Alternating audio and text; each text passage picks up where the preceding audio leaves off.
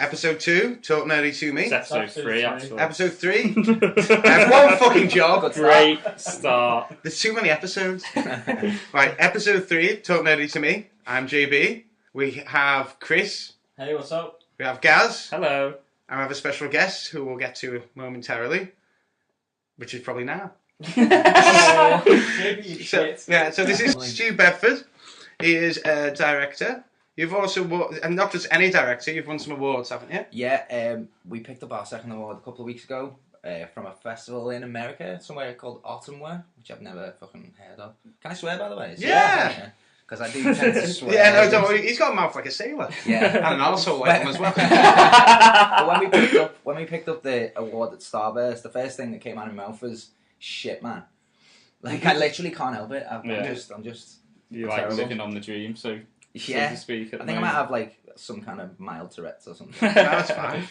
So that was one award. What was the first award then? Well, the first one was at the Starburst International Film Festival, which was the first festival we played.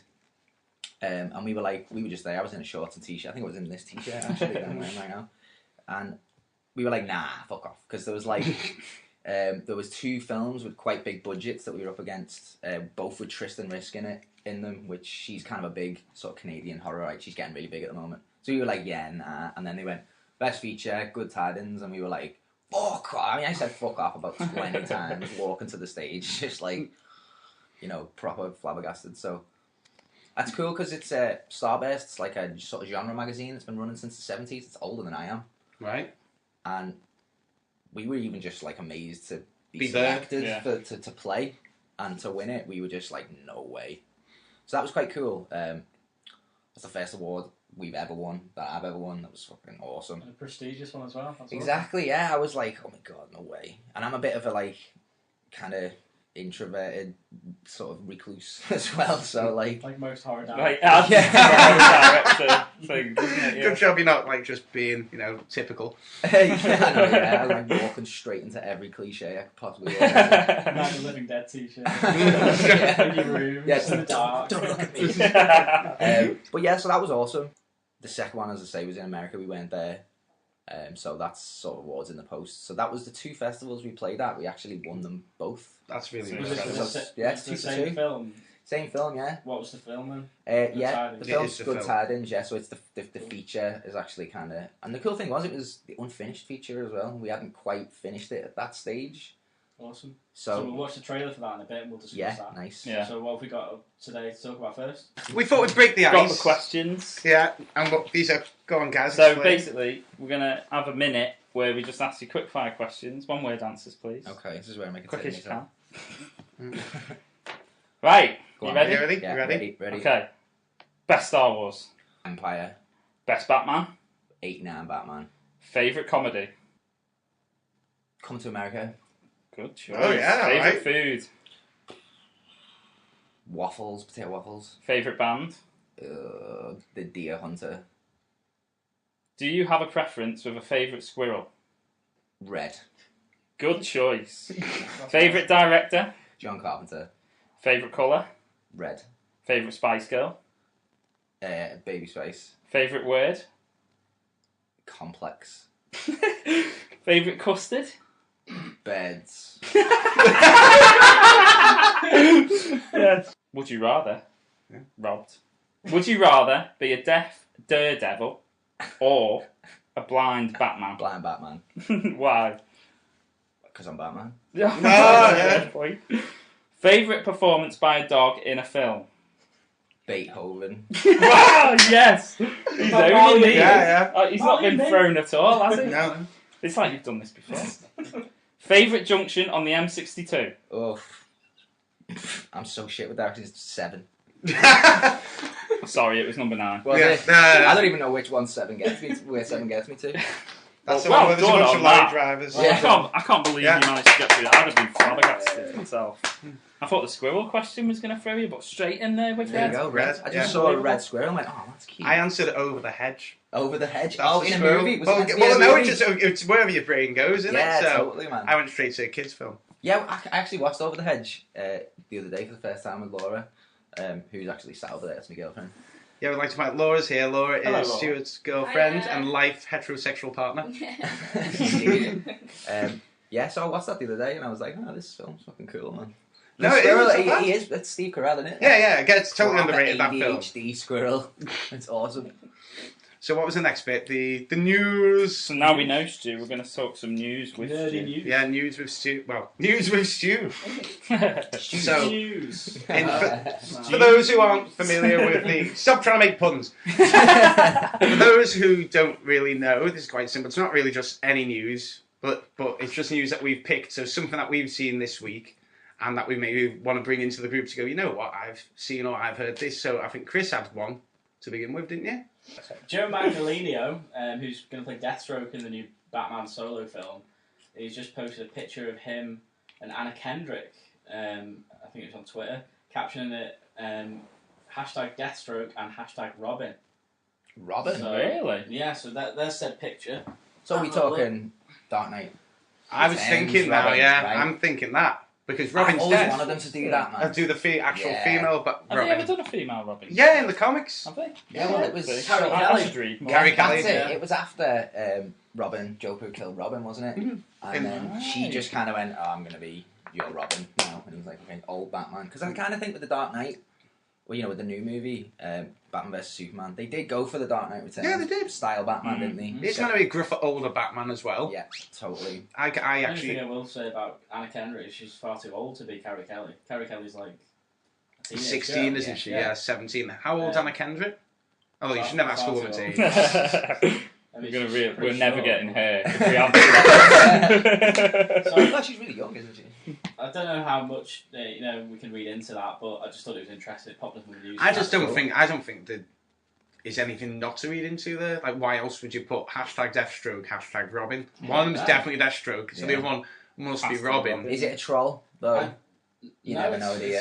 It's official. This. I mean, he put it on his social medias. So I You don't put it know. on his social medias? Oh yes, It would social make sense. medias. Social medias? I use his Twitters. It would make sense But- if this new Batman movie, the solo one, is after Batman vs Yeah. Superman, that's the case. I think the solo film is going to be set before it Is it? because they're going to address the Joker thing in it. Maybe Yeah, I okay. could be making that up, but I'm sure I heard it somewhere.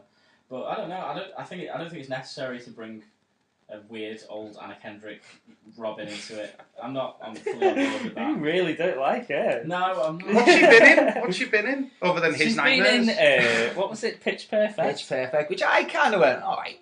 Pitch It Perfect. It was Sunday movie watching. Yeah, I went, I've got a hangover. This She's is in a lot of fine. like rom-com stuff. Yeah. Anna Kendrick, from what I know. Yeah. I can see. Who would you have had? Who would you have had? To play Carrie Kelly. Yeah. Oh, Emma Stone.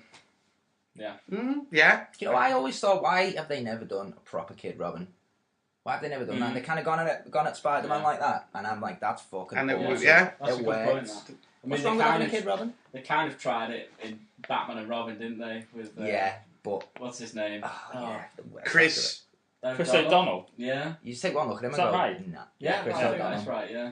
But he's So such he a was in spoiled Batman branding. Forever, Don't wasn't I get to drive the Batmobile? Oh, I thought he was. No, I'm George Clooney. You don't get to drive the Batmobile. This is Yeah, in the Batman same gets film Batman that style. I thought Val Never leave Kilmer me key was the with best that. Batman, so Yeah, so that's everybody one bit of can- news. What have you got, Joe? I had that Benicio del Toro Mm-hmm. has left the Predator film. He's just left it. There's no reason why he's been given. He's left him. He has got a lot on his plate already. I think he's doing the Star Wars. I think he's doing something else. I've heard that he's completely dropped any plans for Hellboy 3. Yeah, Wow. That's not in the pipelines at all anymore. So. he's dropped a load of work, and the other thing is Predators now, even though it has a title, The Predator, Yeah. it's still got a working title, which is Ollie. What? Ollie, like short for Oliver. Is that like actually the Predator's name now? I don't know what if it's I actually don't this entire understand time. why. I'm not. So that's right. So let's put it like this: I'm Benicio del Toro. LA, I am Benicio del not- Toro. How are you? And you're like, all right, I've come to have a meeting with you, Benicio del Toro. And he's like, I didn't know you want to have a meeting. I'm very busy. No, we need to talk about the Predator. Ah, yeah, the Predator. Yeah. This working title we've got for the Predator is very good. But I'm too busy now. I leave. Oh, okay. And they've come, well, what should we do? We go, well, we'll call it Ollie for now. And that's what they've done. That's literally been it. That's insane. That was actually like scene for scene what happened. I'm pretty sure. And we're definitely not getting Del Toro now either. I've got IMDb up here. There you go. The Predator is due to be released in 2018, and it's the sequel to the 1987 film Predator. Director Shane Black. Oh, Shane Black's popped on. Mm-hmm. So it's going to have a twist at the end where it turns out the Predator, it's all been a dream. Yeah. It's all been a dream. Shane Black. And the Predator is someone called Ollie. And what? Shane Black did Iron Man 3, Lethal Weapon. I'm a fan of Shane Black, to be honest. They just did Nice Guys, which was pretty good. Yeah, I haven't seen that yet. I haven't yet. It is pretty good. I'm definitely going to be on that, like. But I do like him, man. He did Monster Squad as well. I fucking love Monster Squad. I haven't watched that yet. I downloaded it the other day. I didn't even know it existed. It's so good, man. It's so weird. I just didn't know it existed, and then it appeared one day. I was like, how do I not know about this? Ask him and them two about it. And they're like, oh yeah, we've known about Monster Squad for ages. It's all the Universal monsters chasing all the kids about. It's fucking brilliant. If there's going to have to remake something, you're surprised that's not been done yet. 100%. I'm like, I'd fucking well watch a remake of that. Yeah. In this Predator film, you know that 50 Cent's been cast to play in it. As the Predator? I don't know as the Predator, but he is cast in the film. I don't know how I feel about that. Well, that's a bit of a questionable choice. Yeah. Oh no, sorry. Hey. 50 Cent is rumoured. He's not been cast yet. But he's on IMDb as like... Hey Predator, it's your birthday. So that was my news. Gaz, what news have you got? Well, I know this week J.K. Rowling Oh god, yeah. has basically declared that she's making 5 films of Fantastic Beasts out of 1 book. Which is about that thing as well. It is a small book. Unbelievable. I honestly, if ever there was anyone cashing in on what she can't go back to with Surely Potter. she's got enough cash. What was she making, like, that's $1 got to be million? it, Yeah, though, she but was she's come out and second said or something like that something to do with, once I started developing the story, I realised I couldn't fit it into 1 film, but I just think 5 is the biggest cash-in that has ever been. That's insane, that. Yeah. It is really bad, isn't it? I It's just like, don't write get it. another fucking concept. Or Stop going on about. Don't get me wrong, I like Harry Potter. Yeah, I thought it was an okay We're all fans series. of it, Do you know what I mean? Like, Sounds, but like it's done now. I could kind of agree with the fact that she split the last book into 2. Yeah, And that was there good. you go. There's your big hurrah at the end. Yeah. Happy days. Even though the first film's, to be fair, a little bit Yeah. duller than. Maybe they should have made it 1 film and had the Part 1 and Part action 2 back. never works. Name me a Part 1 and Part 2 that's worked. It's very true. Doesn't fucking work. It is just a cash cow. Kill Bill. But that I think was intended that way, as with the vision of the director behind it, rather than being like it's like The Hobbit, isn't it? We Yeah, got this one exactly. book. Let's fucking shove a load of other extra stuff up its arseholes. It was a lot more drawn out, and that made the film less enjoyable. Whereas, obviously, with the original Lord of the Rings, it was like 1 film, 1 book, and they were squeezing stuff into it, and they cut stuff out. Well, to quote the Fellowship of the Ring, it's like butter spread over too much toast. You know, just gets thin, too thin. Shit. What was the big thick Harry Potter book? The biggest one was it Goblet of Fire? Goblet of Fire was huge. So I think it's hilarious that she used the Goblet of Fire, and that was 1 film, and she's using She actually really annoyingly didn't use enough from the Goblet of Fire. I remember that and Order of the Phoenix. Like they missed out so much, and they were really good books. Yeah, and then this one, she like you said, the book's like wafer thin. And she's going to now do 5 films, which if you think about it conceptually, that's going to be 10 years. Yeah. That'll be 10 years. That's it. She's basically just setting up for the paying. next 10 years. Yeah, that's what it is. I just can't get any I've got no more ideas. Harry Potter and the investment in a pension scheme. She just released that Cursed Child, is that what it's called? Yeah, she's just Yes. in Cursed Not Child. even a proper book. Theatre, That's yeah. just the script of the script. Is it a production? I don't know much about Yeah, theatre. Is it it's it's actually a theatre production? Yeah, it's and not the just a script. book is literally just the script. Yeah, because loads of people booted off, didn't they? And Yeah. I've got both. I'm a Harry Potter fan. I love the books and the films, but I'm not asked about that. I don't want to read a script. Didn't someone Yeah. boot off because in it Hermione's being played by a black girl? Yeah, that's true. And then someone was like, well, it never says Hermione's not black, which I totally get that. But then Ron Weasley isn't ginger. And someone put, well, it's never put that Ron Weasley actually was ginger. And I was like, yes, it fucking did. Well, it right? definitely Yeah. did. We didn't just make that up. He is definitely fucking ginger. But again, I didn't have a problem with a black Hermione. I didn't mind that so much because obviously if it's a theatre production, it's slightly out of the... It's in the canon, same thing, but you get what I mean. If it was like the next movie they were doing, and it was in the suddenly, series. Then suddenly, like, what? What's that? He's done a reverse Jackson. I don't really get that, but okay. Well, that's pretty much news. And that was the news. Lovely. So we're going to watch a couple of trailers now. Okay. So the first one is Rogue One, the new Star Wars film. Okay. We have a mission for you. A major weapons test is imminent. We need to know what it is and how to destroy it. Is that clear? Yes, sir.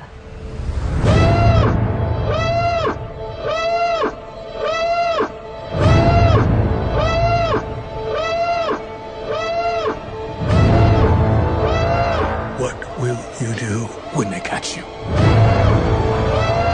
What will you do if they break you? If you continue to fight?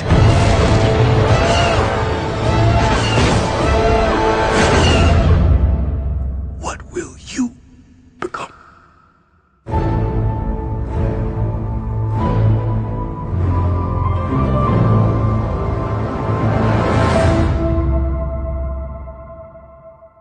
Fuck me. That looks epic. Yeah, I really like the look of that. I think I said to someone the other day that that is what I wanted Force Awakens to look like. It looks original, even though it's sticking to the story. But some of the shots in it, there was the bit where there's like a pan over and there's the destroyer above. And then there was the shot where the TIE fighters seem to be like falling into fire. Oh my god, looks absolutely. I like the shot where there's that massive unreal statue of the Jedi, which is just in pieces. I didn't notice that. That was. I'm going to have to go back and rewatch it, but because there was so much going on, I was just like, holy shit, that looks great. Oh my god, what the fuck? And then like, there was just so many bits and bobs that just looked so good. It has a different tone, did you notice as well? It felt a bit darker. It almost had that Empire Strikes Back darkness. I thought. It's definitely going to be in the vein of more of that sort of vibe. Yeah. It's weird though, because obviously I'm thinking, I mean, I've just watched the first episodes 1, 2 and 3. You self-harm. I know, I'm sorry, but I'm rewatching them in the entire order with my girlfriend at the moment. But we've just finished. Do you want her to leave you? We've just finished Revenge of the Sith, right? Right. So okay. literally, that is next in line for me chronologically, isn't it? Yeah. No, it is. So I watched that trailer then from the eyes of coming off Revenge of the Sith, and it's weird that transition because now we have clone troopers that are stormtroopers now, and obviously Revenge of the Sith, that movie, that tone is a lot different than this. So I'm just sort of trying to make that transition from Revenge of the Sith to Rogue One to A New Hope. This is what we're going for, isn't it? So my mind's trying to process that, but at the same time I'm thinking, well, this is a completely separate. It's a Star Wars. It's a Star Wars story. It's not episode 3.5. Right. So this film's going to be entirely different from the 7 films we've had. Yeah. Because it looks like an action film. It doesn't really look like a sci-fi Star Wars film, does it? I disagree because I liked that one thing I liked about it was there was actual Star Wars. So there's actually fighting and battles in the sky. Something that was missing from. We went to Force Awakens. Some of that was missing for me from Force Awakens. Just that one thing was a lack of battles in the sky. I mean, there was a battle at the station that was pretty cool, but I like space battles and. That looks like it's going to have one hell of a battle. Like almost like the one that we expected at the end of Jedi. A nice dogfight in the stars. Yeah. I mean, I liked it. Like, I don't know how I feel about all the characters yet. Like, the guy with the robot leg, he kind of came off like... What, Forrest Whitaker? Forrest Whitaker sounded a bit like Scary Spice. Oh, you need the help! I was like, no. Ooh! Like fucking Avid Marion Scary Spice. Yeah, ooh, yeah. Bo Selector. It was like cross between that and like The Hitcher or something. Yeah. A Mighty Boosh. Folks. Mighty Boosh! and then the robot itself, I like the robot. The droid. Cool. I do like the droid. Yeah. I'm thinking, I mean, I'm a sucker for droids. I think I'm going to like him. I think the main lead, she's going to be good. You know. Yeah, no, I do think she's going to be good. Good acting chops. He's gone quiet. No, honestly, like, I've tried not to build this one up, because I think that was maybe half the problem with Force Awakens, is it was just so built up, and then by the time I watched it, I just thought, okay. I didn't get the impact you got off it, where, you know, I think you said it was about, 9 out of 10, maybe 10 out of 10 or something, and I was like, well, to me it was an average movie, and I thought it wasn't tied into the story as much as it should have done. There's obviously bits we've already discussed on that, but this one just seems to fit for me. And obviously we're watching a 2-minute trailer, so you know, I can't tell for sure, but it just looks like it sits in that universe so well. Yeah. Well, I will say one thing. I slightly disagree with that, because I think it looks very different to all the other Star Wars films we've had. And for the whole trailer, I mean, I'm a big sucker for the score, the Star Wars score. Like, I love the composition and the music. That's one of the things I love most about Star Wars. And I was listening to the music in this trailer, and it wasn't Star Wars music. Really? It was. I thought it had pretty much. It was like an action. All the way through it. That happened at the end, I'm sure.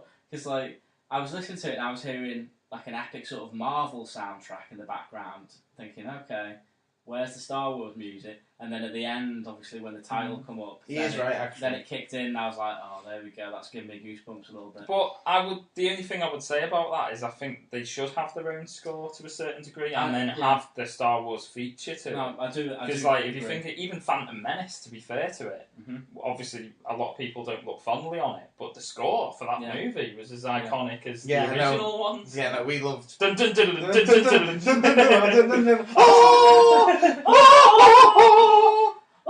It's one of the best. It is actually one of the best. No, it's brilliant. So I'm looking forward to seeing someone do something different with it. I completely agree. I like the idea that it's going to be different.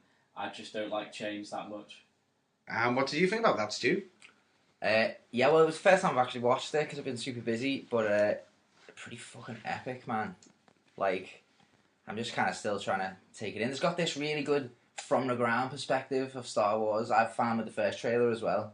It's almost like I'm seeing these like fucking the AT-ATs and you know, from the ground looking up, going, holy shit, man. Yeah, a bit more of like a street level Star Wars. Almost, kind of exactly. Netflix Star Wars. Totally. It's got trailer's got this kind of grittiness to it, hasn't it? And I'm really excited to see what Donnie Yen does, because he's fucking epic, man. I don't know if you've ever seen the Ip Man movies. No. Oh my god, that dude can fight. And obviously you've seen him there, like with that kind of Star Wars version of a bow staff, like kicking ass. It looks like they're going to utilise his skills. It does, you know. You had some of that. You had the guys from the Raid, didn't you? In the Raids, in the new Star Wars, Force Awakens. What the fuck? Couldn't forget that. JB. I forgot it before. Yeah, but you know, it's like contagious. Yeah, it's weird. There's so many Star Wars that you're almost like, which one was it? But they didn't really utilise that kind of Raid feel. I didn't think. Yeah, I was like, oh, them guys from the Raid, this is going to be awesome. But I didn't. They kind of wasted them, didn't they? Yeah, in a way, and it looks like they're obviously going to be using Donnie Yen. You know, you've got Forrest Whitaker being all intense and shit and going, eye going everywhere, which is always awesome. Ryan Johnston, Gareth Edwards, right, is the director of Godzilla. Yes, of course. Ooh. I'm sure Ryan Johnston's doing the old one, the new Godzilla. No, the last Godzilla, the one where the fucking he isn't in the fucking film. He did Monsters as well, didn't he? Was that the guy who did Monsters? He did Monsters, you're right. I think Ryan Johnston's doing episode 2. Not episode 2, fucking... There's so many Star Wars, I'm just getting confused. As to doing the latest one. Yeah, but the next canon one, I think, is Ryan Johnston. If I'm not mistaken. But anyway, yeah. He hasn't done much like this guy, Gareth Edwards. Yeah, I think he's a kind of indie kid, come good sort of thing. He made Monsters on his bill. Yeah. Basically, he did all the VFX himself. And what the hell? Yeah, and the effects are amazing. Did he kind of fuck up with Godzilla? I've not seen Godzilla, so... I wasn't a massive fan of his Godzilla, to be fair. But I don't think Godzilla's ever been done right in my eyes. I thought maybe the NES video game. There is a Shin Godzilla that's just come out. What, a little small one? No, they've rebooted it. They've done a soft reboot in Japan. Oh, right, cool. So it's his 29th film. Godzilla's? Yeah. You know, remember 29 films. Think about it. This isn't like a this isn't like a complex character. He's just a giant fire-breathing dragon who destroy cities. His 29th film came out. It's crazy. And it's been like the effects look really good, but again the problem is it's the same concept.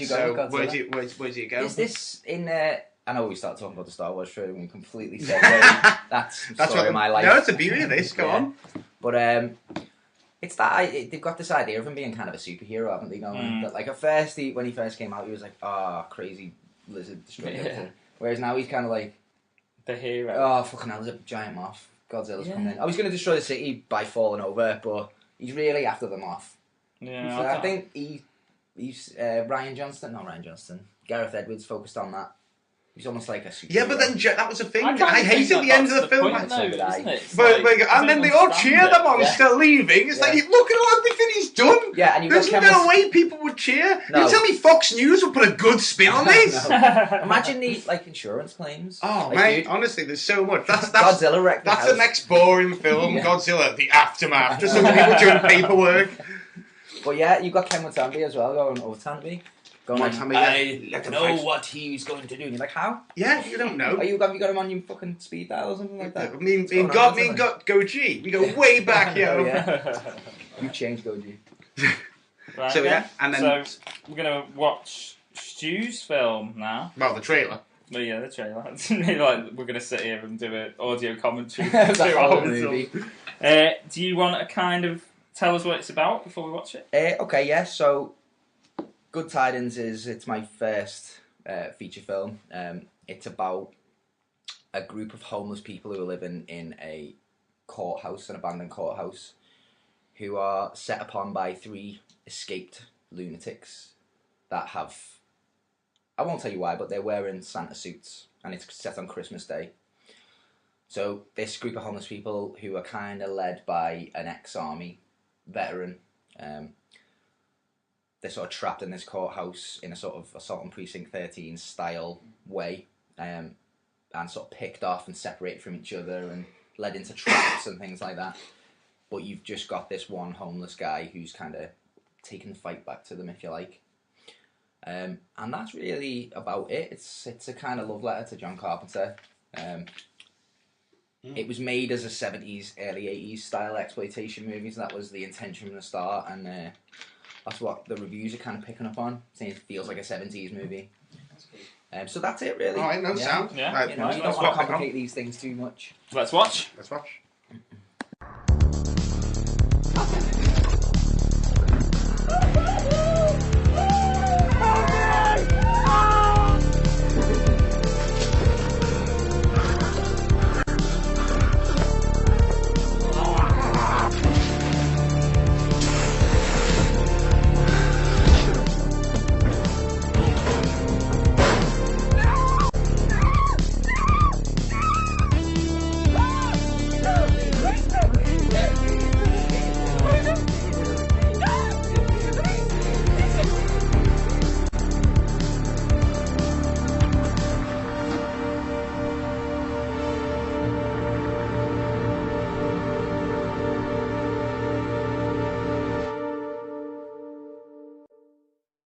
That looks fucking awesome, mate. Nice one, I'm man. not just saying that because you're sat here. Yeah. That looks epic. Like, thanks, man. I'm into my horror, and that looks dark and disturbing. It's dark, I but like with that. a zany sense of humour. It's played totally straight, except the Santas are just having fun with killing everyone. And those Santa masks, they're proper creepy. I like that. They're good, aren't they? Do you know, the good thing... They're the type of thing as well, like...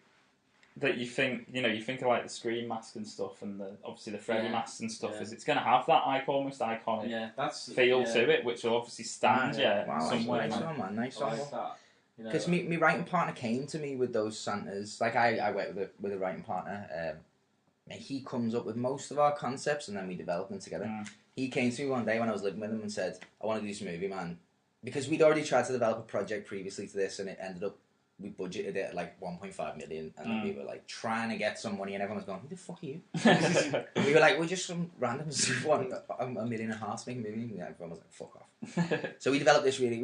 The plan was to develop this cheap one that we could do on the cheap, and he just came to me one day and said, "I want to do a movie about 3 Santas killing homeless people." And he said, "I've got these masks." We actually found these masks on eBay for £12. Bloody hell. £12 each. And you know, we spent a bit on the suits. We didn't just get the cheap like Santa run suits. Yeah. We got the kind of regal, real looking fairy type. yeah, thing. exactly. We spent about £60 each on the suits, which is still not a lot, really. No. So we had these masks and these suits, and we bought them separately to make it to writing a script or anything like that. We were just sort of testing them out. I really liked them, you know. And then we gave them masks to our effects guy. He kind of cut them. He cut the beards into like slightly different shapes. And he painted them slightly differently. So they've each got their own kind of feel to individual sort of it. characterization. And obviously... Yeah. It reminded me a little bit of the Mike Myers mask, you know, Yeah. sort of like, it's, because that essentially was a Halloween mask from a fancy dress shop, wasn't it? Of, exactly. You know, Of William Bill Shatner, yeah. wasn't it? Yeah. So it's the same kind of thing, but it's the weathered, creepy looking version of it. Do you know what I mean? Yeah, totally. Like and that. they're actually wizard masks. They're not Santa masks. Ah. They're wizard masks. It's that necessity being the mother of invention. JK had some extras. Yeah, exactly. He's like, well, I'm making these 5 movies now, don't you? I'm wearing the skin of Dumbledore. Yeah. Oh, that looks fucking boss, man. Nice one, man. Yeah, I'm quite proud of them Santas because, you know, also beyond the look, we've worked on them having a like sort of different personality, and they're all referential to certain characters. Like the main big guy is a bit of a kind of Mike Myers, Jason Voorhees type, a bit of a silent, walking around just having everyone off. But then you've got Larry, who's a bit more like Wrong Turn, sort of Last House on Left, bit kind of or Deliverance style, a bit like twisted, and then you've got Curly, who's a little bit like. Because they called Larry, Curly and Moe, so we referenced the Three Stooges. Yeah, I was about to say. And then you've got Curly, who's a little bit more of the... What? Yeah, and he's got a limp and he walks around and he's the kind of sweet one. And he's a bit of Texas Chainsaw Massacre. You're the guy who scratches his head with the coat hanger and stuff. He's a little bit... I mean, the thing when I was watching that was... Because I said to Gaz about the last trailer, I was like, I haven't watched the trailer yet, I need to watch it.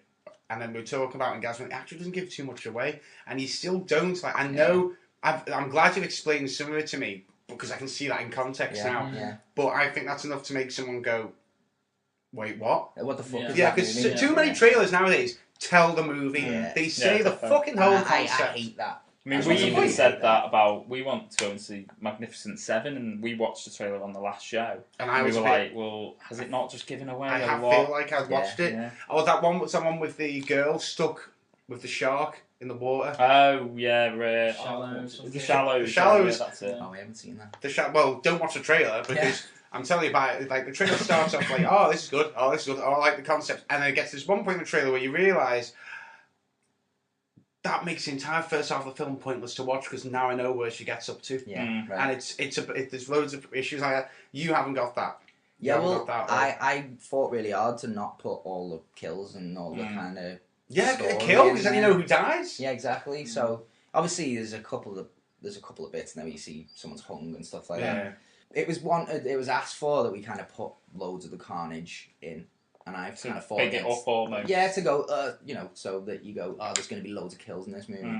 I think it's implied that there's going to be. Yeah, I think so. You know, what rating is this again? Well, we haven't actually got a rating yet. Ooh! So PG then. I would say it's probably going to get a strong 15. But there is one scene in there which is pretty gruesome. Conceptually, it's very horrible. What I liked about that trailer was sort of like almost like the torture and the terror of people sort of like waiting to be killed, and you know, like them being trapped in certain things like that. You like that? Well, that in horrors, like I like that. Yeah, totally. You know, it's just the way I thought you meant like you like the idea of people waiting to be killed. It's the whole suspense thing. It's the whole John Carpenter thing. Isn't there you go. You know, I totally got that vibe, and the soundtrack in that. Oh man, but when you see it, the soundtrack is one of the things. Like when we got the soundtrack back and I put it over the movie and we watched it, I was like, because it made it as a exactly. And when I did the cuts of it and all that, because I also edited it, as I was cutting it, I was finding music off the internet, putting it into cut 2, because you know sometimes you cut a sequence that should have music and you haven't got music and you're like, I don't know if this works or not. So you get some music, you put it in, and it was all like, oh, this is cool. Then we put the actual soundtrack in, which the guy played live basically while he was, you know. So it's they're intertwined. The film and the soundtrack's intertwined together. It's part of the storytelling. But that's what they used to have in films. Well, that's exactly how they used to do it in John films. Carpenter used to do it. He used to go, right, I've cut this sequence, send it out, go to the other room where all my synths and stuff are, play it and play along to it. And it just punctuates the story. Yeah, definitely. And there's even little bits of, as I say, he's really good, the soundtrack artist, Liam Smith, his name is. There's just little bits of story that are there in the image, but then when they're sort of accented by the score. I think the 2 and 2 go together, isn't it? Of course. I mean, they don't always in movies either, though. You know, sometimes you just get stock. Yeah, I can't remember what it was. We watched not so long back. Yeah. I'm sure we watched the film not so long back, and we basically said it felt like the music had just been thrown on top of it, and it was like a rock playlist. Yeah, right. That was Suicide Squad. Suicide Oh, Squad, well, and it wasn't happen. songs that seemed to fit the movie. Yeah. It was just, here's another rock song. We need some tunes. Yeah, it felt like Best of Dad's Anthems 12. Yes. It's really important in horror films as well. It is. To have that complement. I think so. Because like it changes a film from being a mediocre one to a fucking great film. It's insane how that works, isn't it? Like sequences that I was like, nah, whatever, and then you put the score on, you go, actually, yeah, I'm having that. Well, yeah, because music is really important. Like, have you ever seen that cut of someone who's put the Oh, yeah. over the War of the Worlds? Yeah. Yeah. So they're all being killed in War of the Worlds. It's got the Benny Hill theme over it, and you're just like, this changes this entirely. This makes it funny. That's something that's forgotten too much, is how important, not just the music, but the sound in general is to storytelling. I got my start in cheesy horror that, what's it called? Cute Little Buggers. It was the first film that I did. It was the first assistant director on. And when we saw the cut of that, the sound is just stock music over the top of it, and the sound, it's all ADR'd, all the dialogue. ADR'd is where you re-record the dialogue because you fucked the dialogue up on the...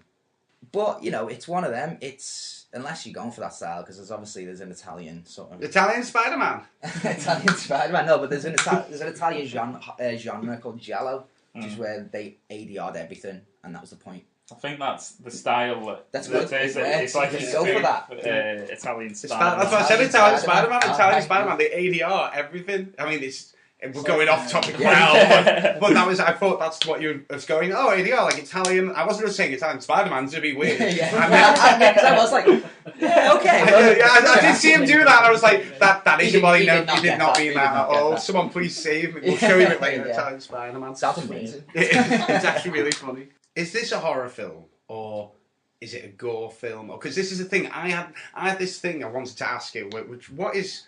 For you, what is the concept of a horror film? What is a horror film? For me, a good horror film is The Faculty, but some people wouldn't call that a horror film. Some people would say it's a slasher. I mean, you know... I would say that's a horror thriller. Yeah, horror with sci-fi elements.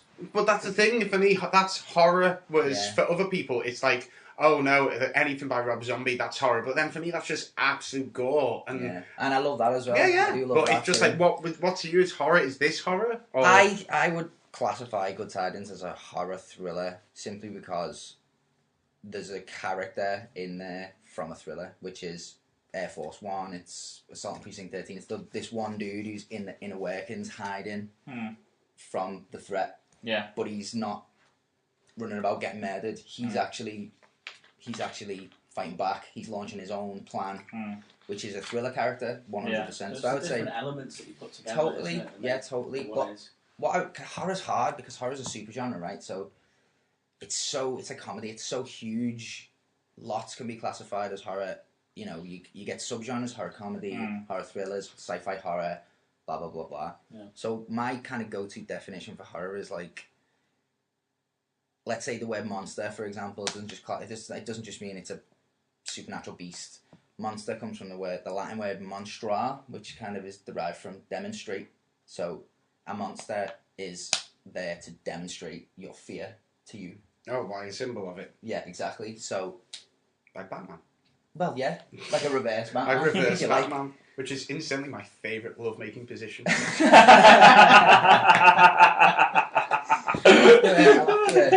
I'll show you later, Steve. Yeah. I've won 2 awards in it as well. But I wonder where you keep them. His arsehole.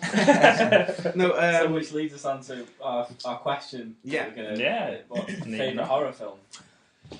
Yeah, tough one, innit? Favourite horror film, I would say, is probably Halloween. Halloween. Good answer. Classic. That was almost my answer. Yeah, Almost. it's hard because I love so many horror movies. Yeah. I could also kind of say Friday the 13th is up there. The Shining. Yeah. I mean, I think technically The Shining's probably... See, Shining's an odd film. It is. Some people will call that horror. Some people call it like a psychological thriller. It's totally psychological. But then they would be like, it's not horror at all, or it's because it's Stanley Kubrick and that. But I think it's... Well, that was actually my answer. The Shining. That's my favourite horror film. It is a phenomenal horror film. I was going to say, my favourite horror film was Alien. Awesome movie. Yeah, because Alien is a horror film, Aliens is an action film. Yeah, but I thought, totally. it's more of a sci-fi film. It's a sci-fi horror, that's what I mean. Yeah. Horror's such a huge genre. I've always thought horror was basically determined by if it makes you scared to a certain degree. Like action's not going to scare you, is it? Think about it. Slasher and Aliens. It literally is a slasher. The xenomorph is Michael Myers, Jason Voorhees. He's separating people, picking them off one by one. Yeah. And then literally separating them. And then literally, melting For me, them. it's Alien or The Shining. Yeah. I mean, there's a top 5 for me, I think. Aliens in there, Shining's in there, Halloween is definitely in there. You like Aliens better, don't you, guys? Yeah, I do, yeah. I mean, it's an action movie, though, Aliens, isn't it? It's strange. I love... Do you know, incidentally, James Cameron pitched... I read about this the other day. How James Cameron pitched that movie, Aliens. He literally went into the 3 executives sat in a room or whatever going, and he just walked up to a whiteboard and wrote Alien on it, and then wrote a $sign next to it, so it said Aliens, and they went, sold. Yeah, take my money. Yeah, take me money, just go. That's brilliant. I wish I had that. You say that Halloween's favourite horror. What's your opinion on the Rob Zombie remakes? I liked the first one. I am a fan of Rob Zombie, and Good Tidings does also not reference, but sort of homage his style to a degree, but not too much. But I do like Rob Zombie, and I liked the first Halloween. I didn't like the second one so much. It went weird, the second one. It was was strange. There was a few scenes in it where it was very like was it like glow in the dark sort of weird? Yeah. What's the word I'm looking for? You know when they do like UV it was UV. Yeah, right. Like, it was really awesome. Strange, there's strange aesthetic choices in the second one, and strange storytelling choices. Yeah, I enjoyed it, but I liked the first one. I thought the first one was good. A backstory with Mike Myers. See, that's what I kind of went a little bit. I empathised too much. I think I liked it. Yeah. From like a storytelling point of view, I was like, okay, now I know why Michael Myers does Mike Myers. Groovy baby, yeah. Gonna kill you. Oh. But I thought when you see too much of a monster, you kind of go, it's less scary. Yeah. So I'm almost like, oh, look at Mike Myers. Darth Vader, Anakin. Exactly.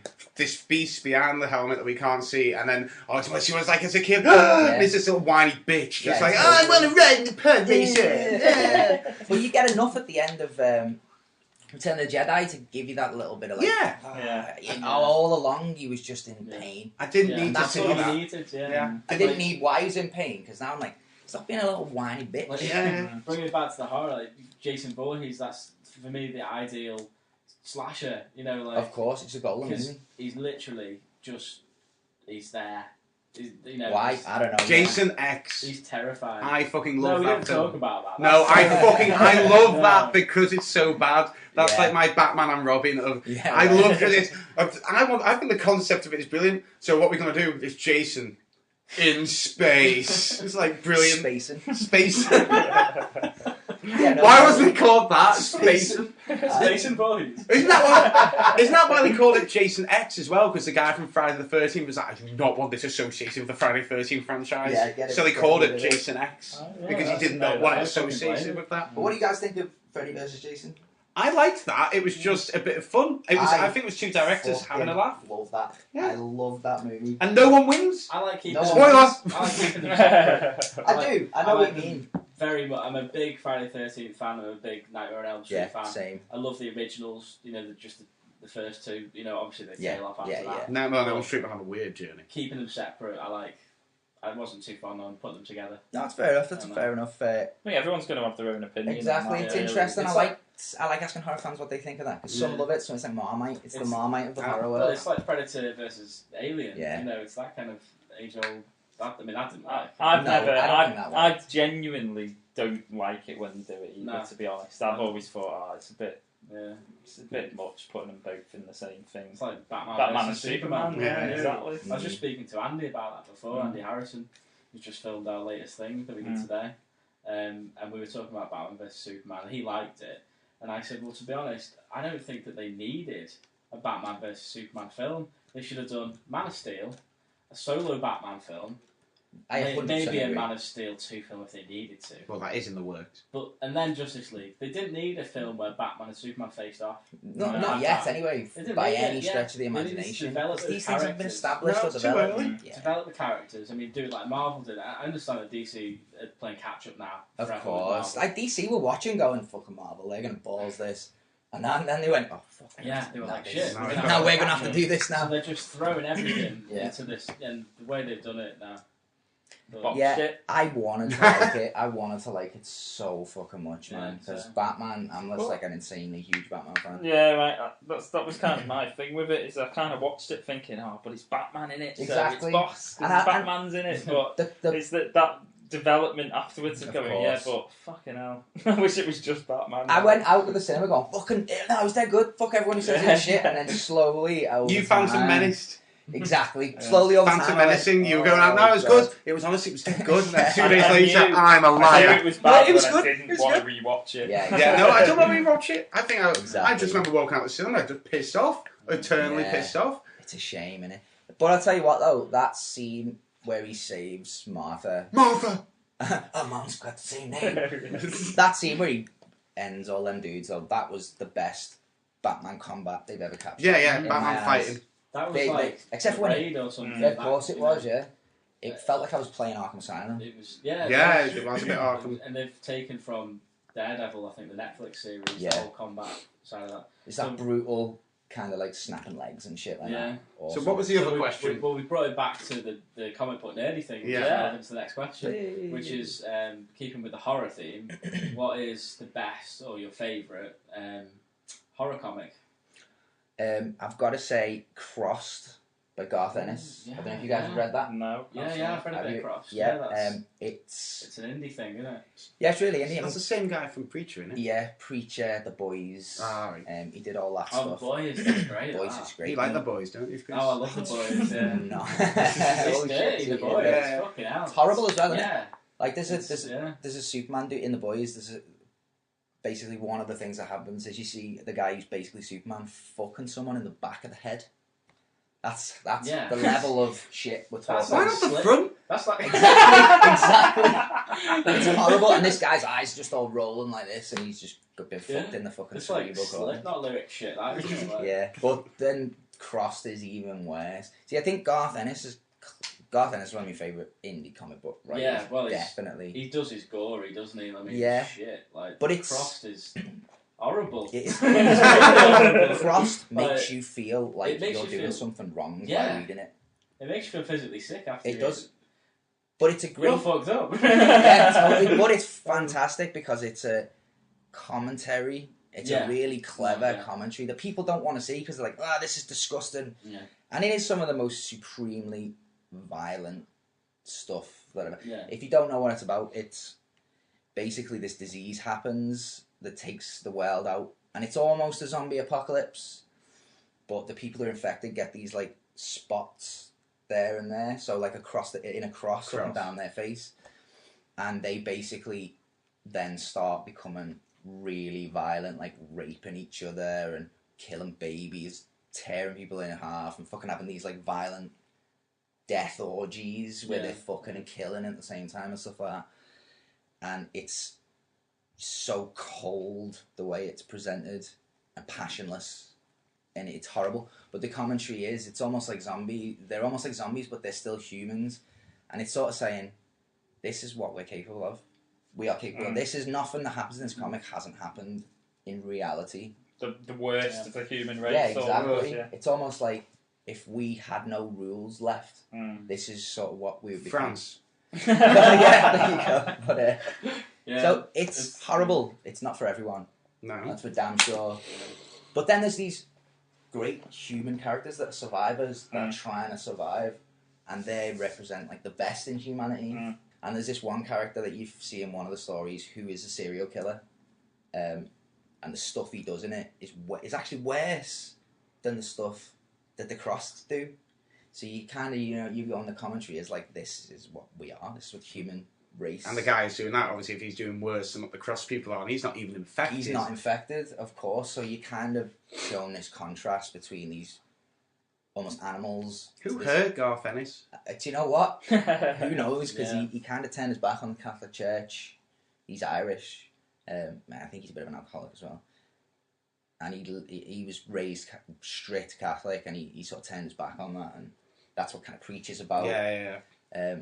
So he probably There's good, goddamn mad imagery in Preacher as well. Yeah, totally. I honestly didn't picture that when I picked it up. I was like, I heard a lot about this.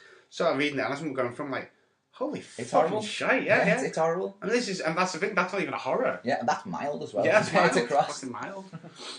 Put it this way: there's one image that really stuck with me in Crossed. It wasn't the fucking in the back of the head. Well, that was in the That boys. was the boys. It's like he's got right. progressively worse. It's one of the most horrendous images I've ever. It stuck in my mind. I couldn't stop thinking about it, and it really chilled me.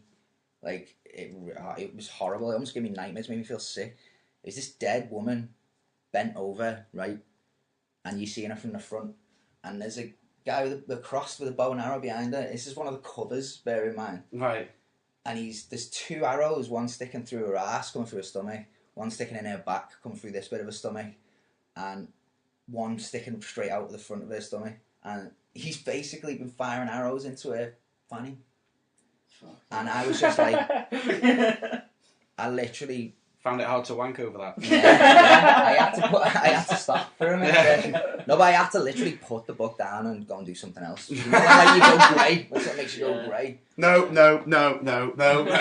Yeah, exactly. But to me, I mean, like, horror, like, I want to be made to feel like that. Yeah, That's almost why I watch horror. It's got to get a rise out of you. Totally.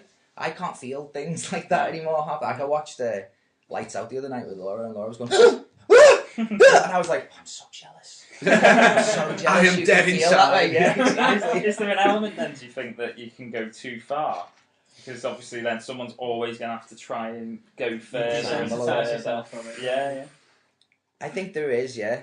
I think you can go too far. I've written an image before in something that I went, I'm not putting that out. I'm taking that out of the script. Yeah. Do you want to know what it is? Oh, go It's on. really horrible. There's this story about addiction, basically, and a woman is trying to find an ex-addict is trying to find their addicted son in an old abandoned asylum. We like old abandoned places. But as she goes into the bowels of it, you start seeing these sort of Hellraiser-y type images, like the people who are living there are sort of becoming self-mutilators as she gets further in. It gets a bit supernatural. But because it's all about addiction, all the imagery ties into addiction and how she feels she's to blame for her son's addiction, sort of thing. So there's this one image of a woman who's given birth. She has given birth, and the baby is crying on the floor, and it's still connected to the umbilical cord, and she's injecting into the umbilical cord, which is the image of I'm to blame for my son's addiction. But that went, I can't put that out. I can't put that in the script. It's just. That's cool, man. I'm getting that tattooed on my forehead. I was like, that's too far. Yeah. That's just going to upset. Cool. You've got a Garth Ennis sort of twist on that. Yeah, well, yeah, definitely. I am a bit of a mess. Have you guys got your answers to that question?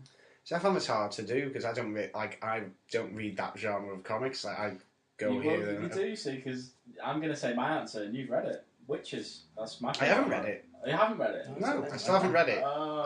I want to read that. Right, well, That's what I mean. Have you read that Superman book that Lenny? No, but not that's now. posh, you should read that. The only thing I could think of, like a favourite horror character, as it were, was like I didn't understand the question.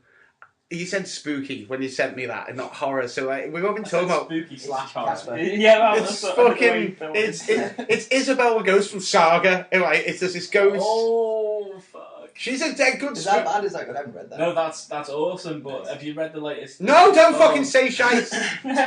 Don't you do? The fact you've already done that is bad. You're terrible. You are a spoiler. You're a walking spoiler.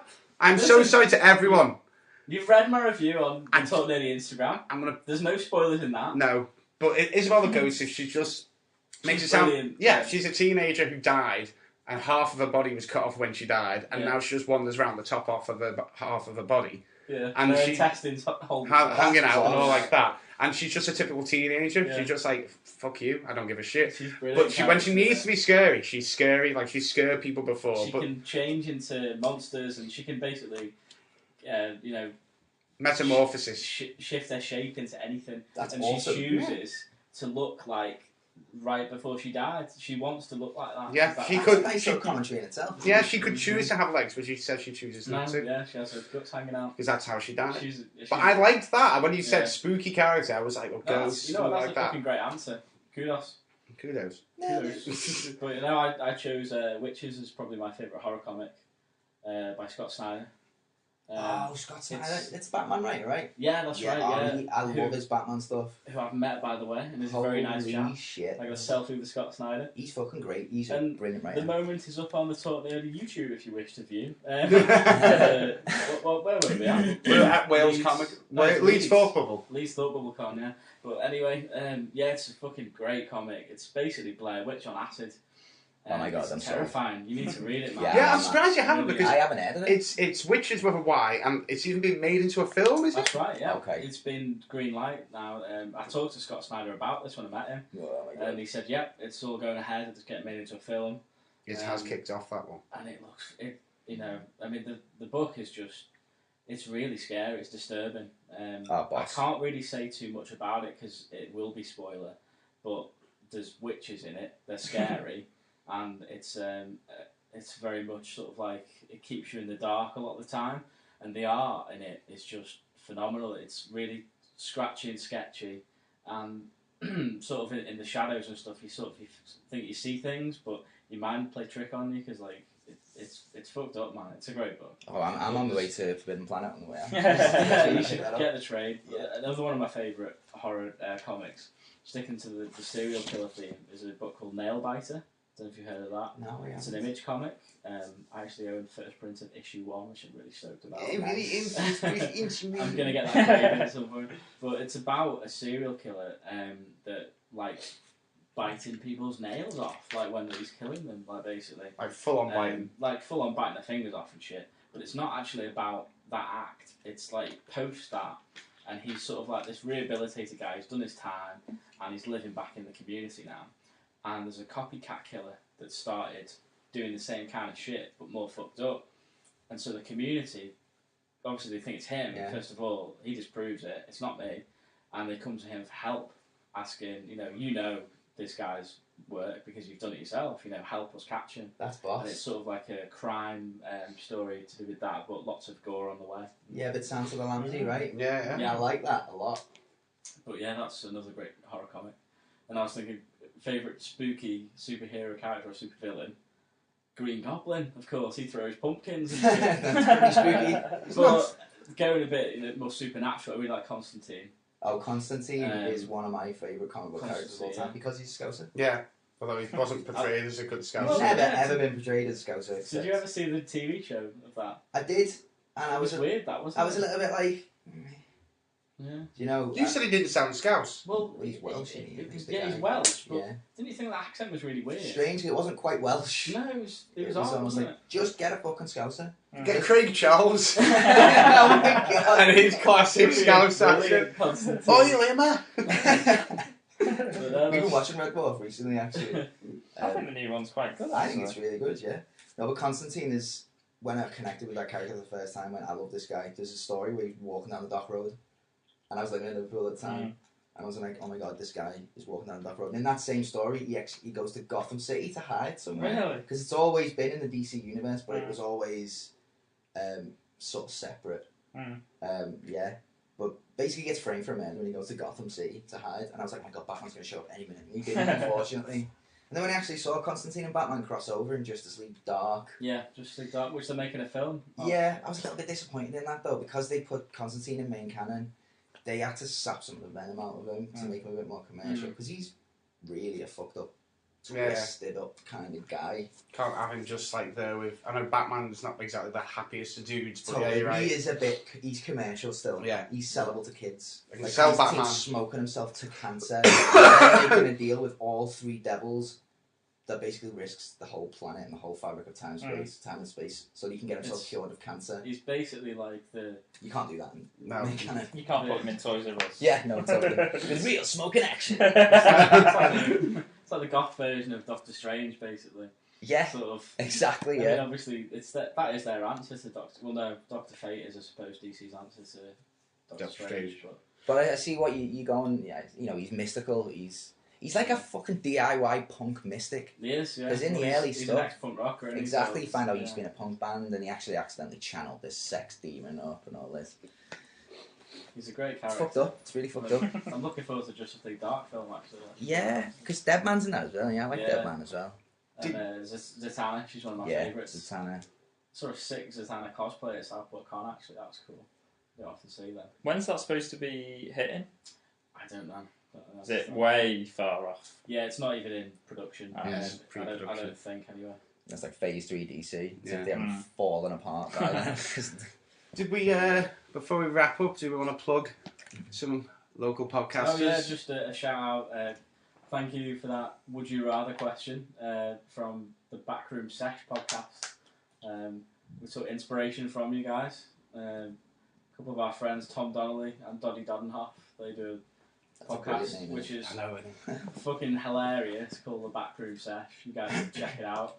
It's on iTunes, SoundCloud, and the website is thebackroomsesh.com. So check those guys out. They are fucking funny dudes. So yeah, that's where we got our inspiration from for that question. And also, we want to do a shout out to my friend over in Texas, the Reverend J. Leal. He runs a podcast called Geekcore, and you can find that on skeletoncrewbrand.com, and that's crew as in Motley Crue. And he also puts out some sweet threads, t-shirts that are really cool. So yeah, check that guy out. He's awesome. Cool. I think that there isn't really too. We've gone over everything today that we could have without going. I mean, probably could talk more, but I could literally talk forever. No, honestly, Stu, you've been great. Honestly, I think people should go and check out Good Tidings when it comes out. Just keep googling it or checking the Pirate Bay. We'll put up links on our Facebook and on the website as stuff progresses as well, because we're going to be at the premiere of it, which is again, thank you for arranging that, Stu. Cool, really man. good. Cool. Want to say thanks to Chris for just being here. Thanks to Gaz. Thank you. Thank you, Stu. You're welcome. Thanks, Job. Thanks for just being here. Thanks, guys.